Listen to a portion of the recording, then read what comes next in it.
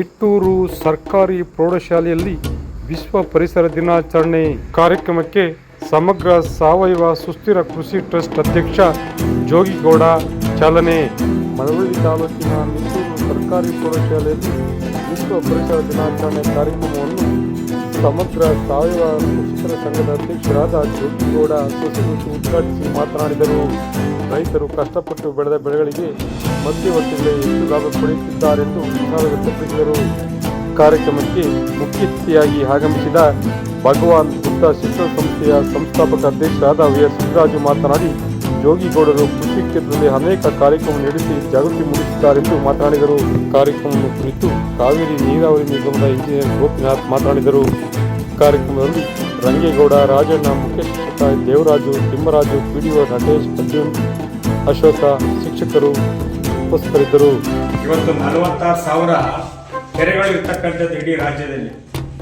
46,000 ಕೆರೆಗಳನ್ನು ನಾವು ನೀವೆಲ್ಲರೂ ಕೂಡ ಕಾಪಾಡಬೇಕಾಗಿದೆ. ಇವತ್ತು ಯಾವ ಸ್ಥಿತಿಗೆ ಹೋಗಿದೆ ಅಂದರೆ ಇಡೀ ದೇಶ ಮತ್ತು ಇಡೀ ರಾಜ್ಯ ಅವ್ರ ಕೆರೆನೂ ಬೇಕಾಗಿಲ್ಲ, ಮರನೂ ಬೇಕಾಗಿಲ್ಲ, ಯಾವ ವನನೂ ಕೂಡ ಬೇಕಾಗಿಲ್ಲ. ಇವತ್ತು ವನ ಇರಲಿ, ಕೆರೆ ಇರಲಿ, ಅವನ್ನೆಲ್ಲ ಕೂಡ ನಾಶ ಪಡಿಸ್ತಾರೆ. ಅದಕ್ಕೆ ಅಲ್ಲಿ ರೈತರು ಮಾಡುವಂಥದ್ದು ಅಥವಾ ಬೇರೆ ಬೇರೆ ವಸ್ತುಗಳನ್ನ ಹಾಕುವಂಥದ್ದು ಅಥವಾ ಬೇರೆ ಬೇರೆ ವ್ಯವಹಾರಕ್ಕೆ ಬಳಸ್ಕೊಳ್ಳುವಂಥದ್ದು ಇದನ್ನೆಲ್ಲ ಮಾಡ್ತಾ ಇದ್ದಾರೆ. ಹಾಗೆ ಇವತ್ತು ವನ ಮುಖ್ಯ ಆಗಿದೆ. ಒಂದು ಮನೆಗೆ ಒಂದು ಮರ ಮತ್ತು ನಿಮ್ಮ ಗದ್ದೆ ಹೊಲಗಳಲ್ಲಿ ಗಿಡಗಳನ್ನು ಬೆಳೆಸಬೇಕಾಗಿದೆ. ಇವತ್ತು ಪರಿಸರ ಇದ್ದರೆ ಮಾತ್ರ ನಾವುಗಳು, ಮತ್ತು ಪರಿಸರ ಇಲ್ಲ ಅಂತಂದರೆ ಯಾರು ಕೂಡ ನಾವು ಇರೋಕ್ಕಾಗಲ್ಲ. ಉಸಿರಾಟ ಬಹಳ ಮುಖ್ಯ. ವಿಭಾಗದಲ್ಲಿ ಎಷ್ಟೋ ಪರವಾಗಿಲ್ಲ ಮಂಡ್ಯ ಭಾಗದಲ್ಲಿ.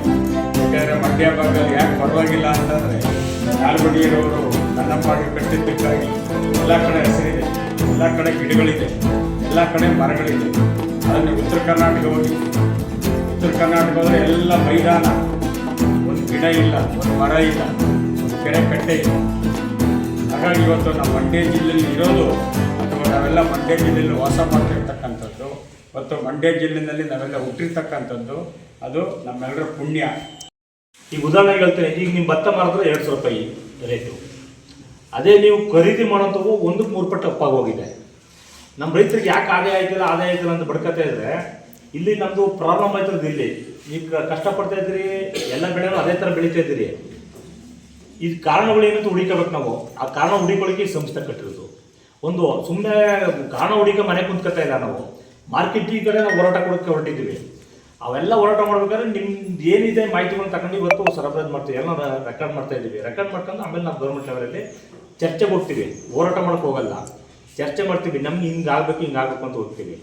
ಬಟ್ ಅದೆಲ್ಲ ಆಗಬೇಕು ಅಂದಾಗ ಯಾರಿಗೆ ಕೃಷಿ ಬಗ್ಗೆ ಆಸಕ್ತಿ ಇದೆ ಅವ್ರಿಗೆ ನಮ್ಮ ಜೊತೆ ಇರಬೇಕು. ನಿರಾಸಕ್ತಿ ಇರೋರು ನಾವು ಹೊತ್ತಿಗೆ ತಗೊಳ್ಳಲ್ಲ. ಯಾಕೆ ಮಂಡ್ಯ ಜಿಲ್ಲೆ 2014ರಲ್ಲಿ 124 ಜನ ಸರಣಿ ಆತ್ಮಹತ್ಯೆ ಮಾಡ್ಕೊಂಡ್ರು.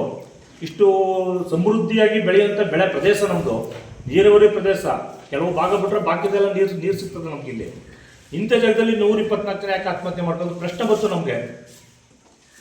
ನೀವು ನಂಬ್ತಿರಿ ಬಿಡ್ತೀರಿ. ಈಗ ಲೆಕ್ಕಗಳೀಗ 124 ರೂಪಾಯಿ, 150 ರೂಪಾಯಿ ಇದ್ದು ರೇಷ್ಮೆ ನಮ್ಮ ಅಶೋಕಿದ್ದಾರೆ 2014 ನೀವು ರೇಷ್ಮೆ ಲೆಕ್ಕಲ್ಲಿ ತೆಗೆದು ನೋಡಿ. 150 ರೂಪಾಯಿ ಇದ್ದು ಒಂದೇ ತಿಂಗಳಲ್ಲಿ 700 ರೂಪಾಯಿ ಹಿಂಗೆ ರೇಟ್ ಅಪ್ ಆಯಿತು.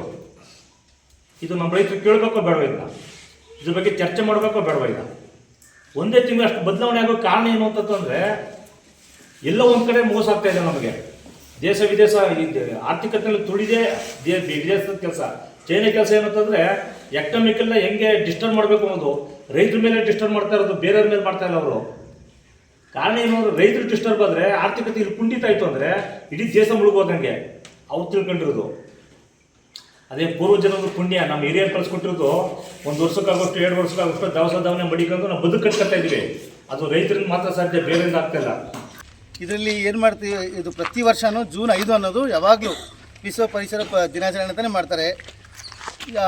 ಅದನ್ನು ಇವತ್ತು ನಾವು ಇಲ್ಲಿ ಒಂದು ದೊಡ್ಡ ಪ್ರೋಗ್ರಾಮ್ ಥರ ಇಟ್ಕೊಂಡಿದ್ದೀವಿ. ನೇರ, ದಿಟ್ಟ, ನಿರಂತರ ಸುದ್ದಿಗಳಿಗಾಗಿ ಮಾಮರ ನ್ಯೂಸ್ ವೀಕ್ಷಿಸಿ, ಸಬ್ಸ್ಕ್ರೈಬ್ ಆಗಿ. ಧನ್ಯವಾದಗಳು. ಶುಭ